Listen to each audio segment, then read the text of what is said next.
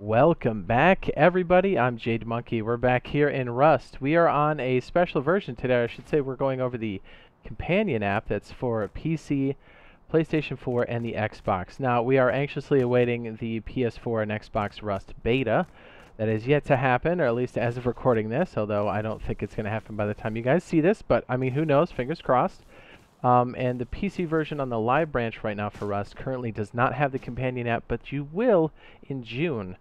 And this, the companion app is stellar. So I want to kind of go over some of the little attributes we have, some of the things that we can do right off the rip, and to maybe get you acclimated if you're unfamiliar as to maybe where to get it. So right off the rip, I'm going to go ahead and pin a comment on this video at the very bottom, and it is going to have the link to the Android and iOS store for the application. Now, I don't think it's showing up in the search for either of the product stores yet, as this is still in staging / testing, if that makes sense. So, yeah, here we go. Oh, man. So, like, even just a small amount of testing we've been doing is pretty sweet. Okay, so I'm on a test server, obviously.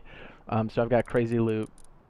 And I'm going to go over, did a little build over here, and hopefully it will help you guys out. So, all right, just right away, you can get these out of barrels, crates, and such, but you can also go to the outpost, which is on every procedural map, and you can go up to the vending machine here and purchase the, actually, I forget what this thing's called.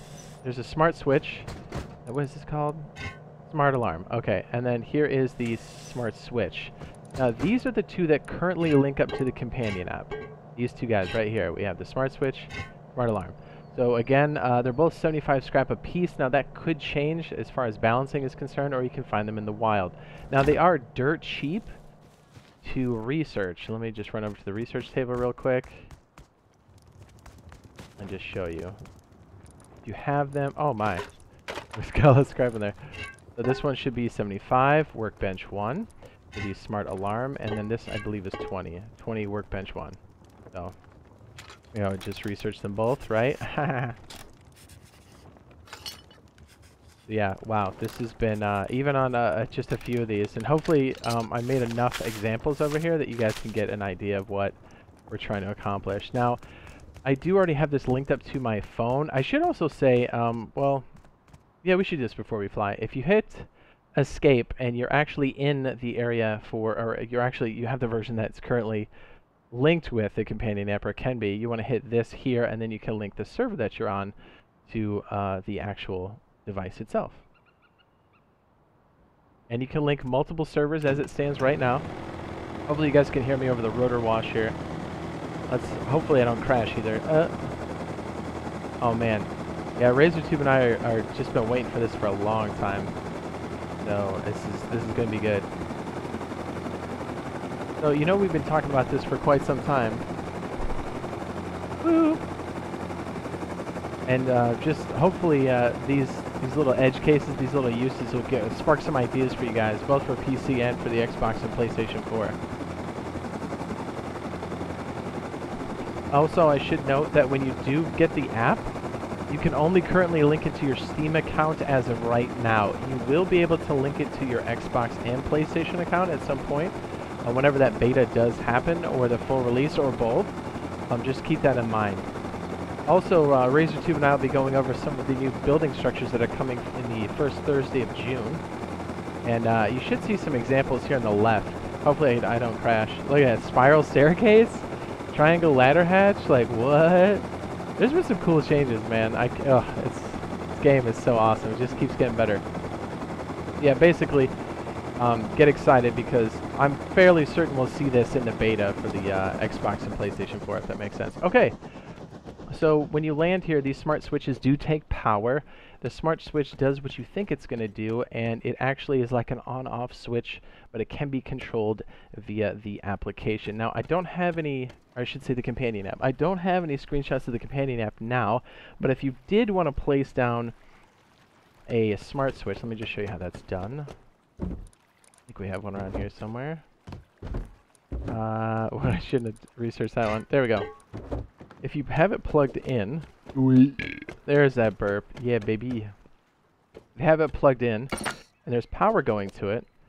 And in this case, we'll just kind of do it here. If you hold E on it, you can then pair it to your device Once your device has been paired to your Steam account as it stands now, or in the future, PlayStation 4 or the Xbox, it'll show up. I don't know if you just heard that on my phone. It'll show up as you need to pair it in the companion app. So once you hit E here, you'll have to label the switch and then say pair that device. I'm just going to call this one test. I know you guys can't see it. And then that way on your on your phone, you'll know which one you're turning on and off. So, okay, I'm not going to touch anything right now. Not that you can see me, but I'm going to turn this on and off. Actually, no, you can't tell because there's no power running to any of this. Let me turn on the power. Okay, so that switch is off. I'm going to just back up, and I'll actually turn it on and off from the application. So, what did I say? Test? Here we go. Ready? I'm going to tap it now on the application, and it turns on. I'm going to tap it again to turn it off. So that's how those switches work, and you can already start to go, wow, I can do some crazy stuff with that. You are correct. So, go ahead and take this off the wall because that's not currently a thing for us. And let me shut these other dudes off here and then show some examples here. So when these things are all paired up, you can have them be controlled individually. You can have them go in a chain. You can group things up. So right now I've got my phone in my hand, and hopefully we got a good example for you here. Boop, boop, boop, boop, boop. We are going to turn on just the heaters. So I'm going to go in the application that's already labeled heaters, and I'm going to turn it on. You can see the heater on the inside and the outside. Amazing. Here's another one, really, that I think is... okay, so I tried to do it here. I'm getting ahead of myself. I'm so excited.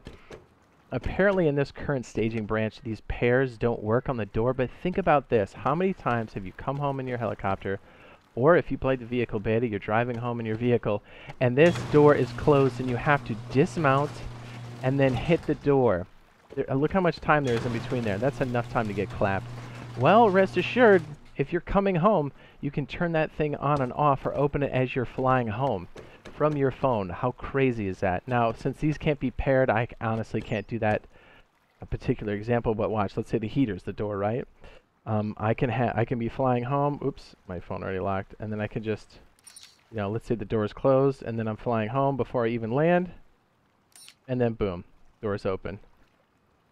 So it's really cool. You can hear those little mechanical switches. Okay, so just wanted to show that off because I know we are unable to do that example currently, but man, that's useful. I can't tell you, like for the vehicles that are coming in, for everybody, that is going to be a game changer for sure. Now, let's go a little bit further.